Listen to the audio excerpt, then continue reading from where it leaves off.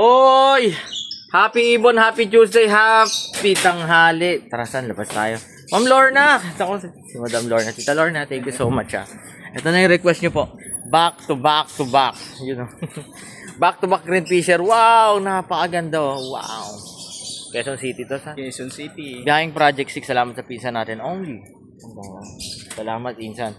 Kuya Oliver in the house. Again, syempre, kung first time nyo kami napanood dito sa Facebook, YouTube, or TikTok man, kung saan ka man naroroon, tanghali, umaga, madaling araw, this is your Kuya Dan. Only sa Dan Cebu ng kwento ang Ibon at kung ano pa nandito pisa natin. Kuya Oliver in the house. Sa mga nagtatanong, located po tayo sa 37. Minsan, no?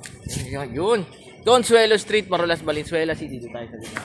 Pwede kayo malawak yung parking natin dito. Pwede kayo dumapo dito kapakpak from Monday to Saturday. 8 a.m. hanggang 8 p.m. ng gabi. Dapo kayo rito para makapagkapi-kapi tayo. Kwentuang hiwaga ng pag-iibon. Nagdi-deliver tayo kapakpaka sa buong Metro Manila, sa Luzon, Visayas at Mindanao. Basta message lang po kayo. Meron kayong concern. You know, Tita Lauren, thank you so much Back to back Green Fisher. Wow! Ganda, no? Ano masabi mo? Kinang. Kinang again saan? Siyempre, lagi nilang tatandaan. Mas masaya ang buhay Pag may ibon sa bahay. Uy, life is happier with birds at home. God bless sa lahat. Bye-bye. Yo.